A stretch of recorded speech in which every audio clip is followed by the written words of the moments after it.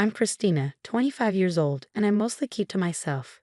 Even though I have a job or study, my family might think I don't because I don't talk about it much, especially my brother. How did I end up like this? Well, it all goes back to my time in middle school when I started feeling like I couldn't trust people. It's not just one thing that caused it, but mostly because I felt ignored. I guess people didn't find me interesting because I was always into machines. I've always enjoyed messing around with computers, and I was pretty good at it, which helped out at home.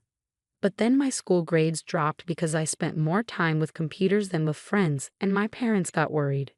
When I finished elementary school, my parents started telling me off, saying, "Stop spending so much time with those machines." During middle school, as my parents kept scolding me, I started feeling like I shouldn't pursue my interests. So whenever I had free time from school, I'd hide in my room to avoid my parents, cutting off contact with the outside world. This made more people think I was strange or risky, and I started feeling isolated even at school. The only person who supported me was my brother Keith. He always knew how to cheer me up and keep me going. With his help, I finished school. But I didn't go to high school. Instead, I did computer jobs from home. When I was about 16, I got a part-time job, and with the money I earned, I bought old computers to take apart and rebuild from scratch, just the way I liked. My hobby became a business opportunity, and by the time I hit 20, I was making and selling computers. Soon, I started my own business, offering affordable computers, and became quite well known. By the time I turned 25, I'd made a decent amount of money.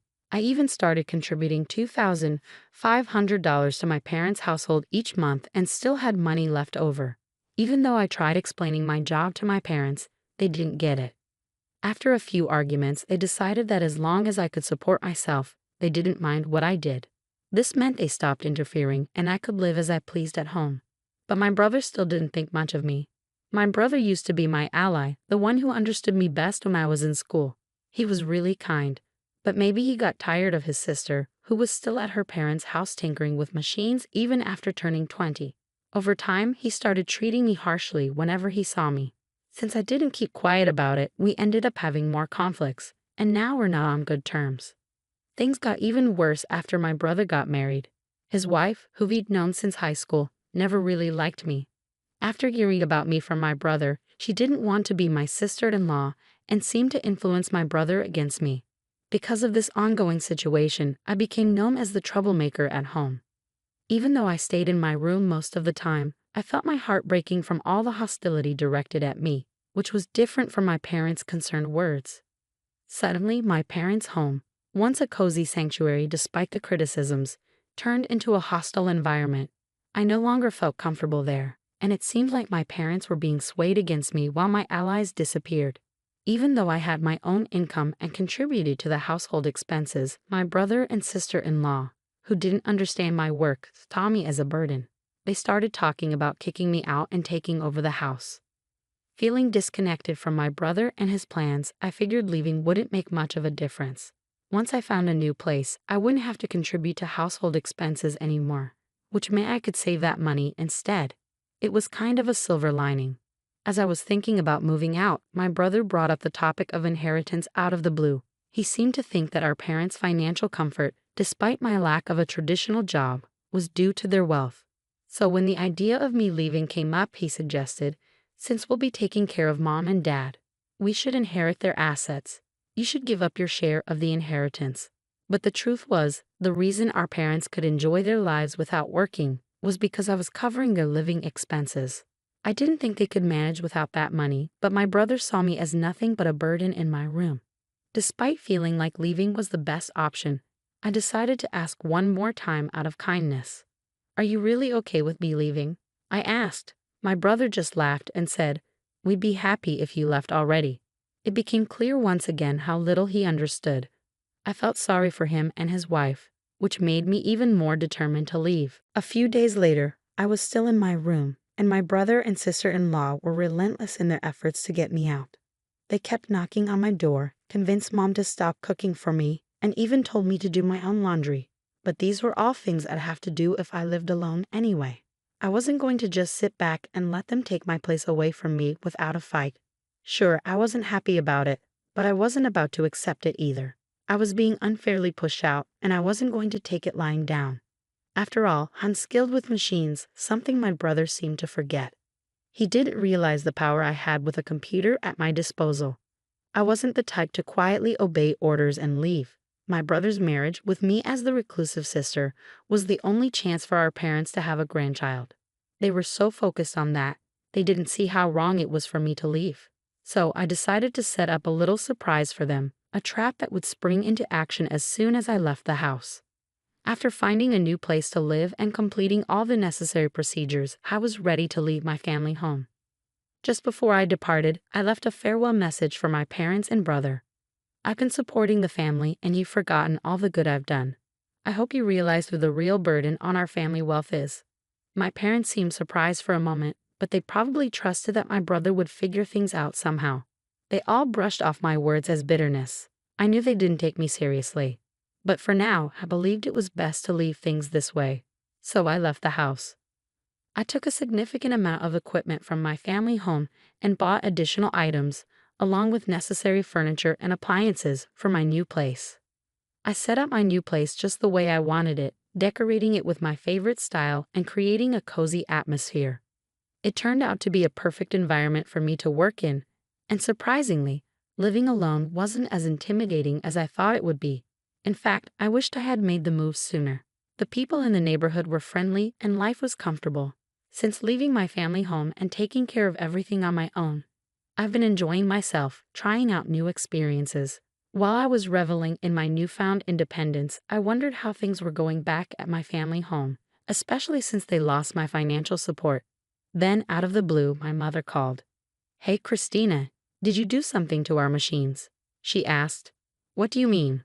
I replied. "There's something wrong with the computers and electronics," she said. "I have no idea about that," I said, puzzled. "I used to help out for free because we're family, but since you treated me poorly and kicked me out, even though you're my parents, you'll have to pay the regular price," I explained. "What? That's pretty greedy. We're your parents. Can't you give us a discount?" They responded. "Well, I prefer giving discounts to my friends. Unlike you, they treat me well," I countered. "Fine, you're so cheap," they grumbled. Internally, I sighed with relief that another trap hadn't been triggered and dealt with the situation calmly. But my mother didn't seem to appreciate my response. She abruptly hung up, behaving like a sulking child, and even sent a spiteful email implying that mean people lose friends. It made me question who was acting like the mature one. Frankly, it seemed self-centered, if not downright selfish. As for what I did to the family computer, I simply restored all the adjustments I had previously made for free back to their original settings. To someone unfamiliar, it might seem like the computer malfunctioned on its own. When I suggested they contact the company for repairs as an individual, they got upset. But I expected as much, so I let it go. 6 months after leaving home and settling into my new life, my father called me. "I hate to ask, but can you lend me some money?" he said. "What do you mean? Lend you money?" I responded. "Your brother and his wife have been spending recklessly. They think we're rich, and they keep complaining, asking for money to buy this or go there," he explained. "I have no idea about any of this. Why do you always come to me with everything? I've heard of daughters who live alone sending money home, but parents asking their children for money? Shouldn't it be the other way around, out of generosity?" I questioned.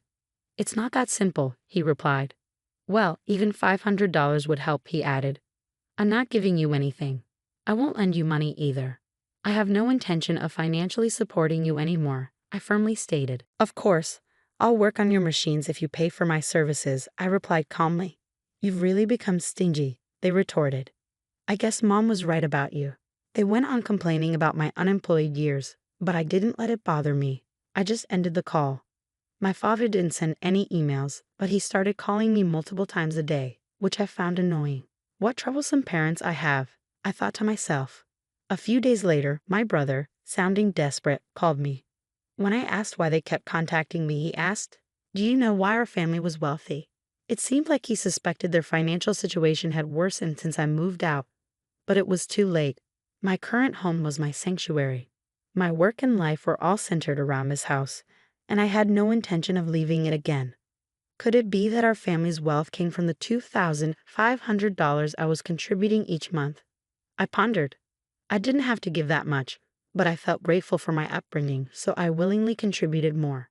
But now, why would I continue supporting a home that kicked me out? It didn't make sense, right? So that's when mom and dad's finances took a hit. My brother realized. I'm sorry, but even if you asked me to come back, I have no intention of doing so, I replied firmly. I understand now that what happened was wrong. I'm sorry, but it's too late for apologies. I have no plans to have any involvement with you in the future. Please don't call me anymore.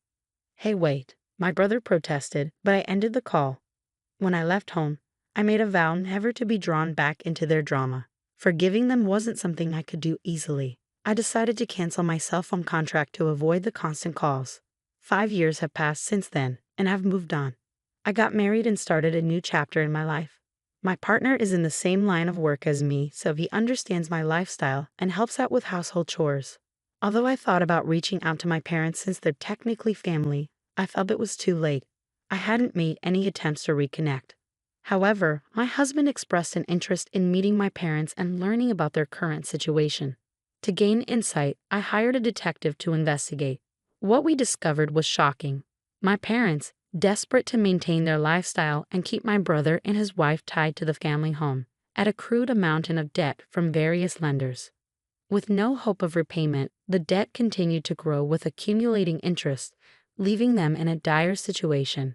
The debt from my parents alone exceeded $100,000, and their house had been used as collateral. Now, where our family home once stood, there's only an empty lot. Although I felt a twinge of sadness due to my sentimental attachment to our family home, I couldn't help but think that my parents were facing the consequences of their actions.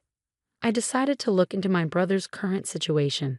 It appeared that my brother had suggested a divorce due to his wife's extravagant spending habits, but she vehemently opposed the idea.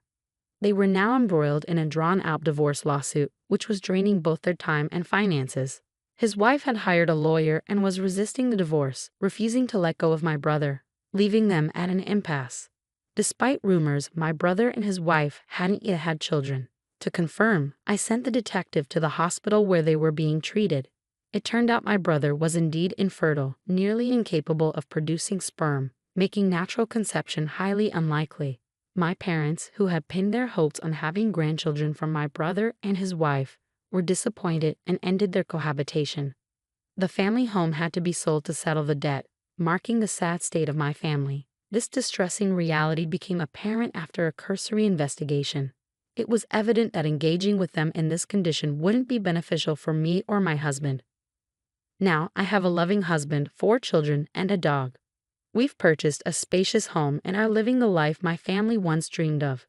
If they were aware of our situation, they might try to exploit it, which I couldn't bear. As soon as I learned about this, I went to the local office and arranged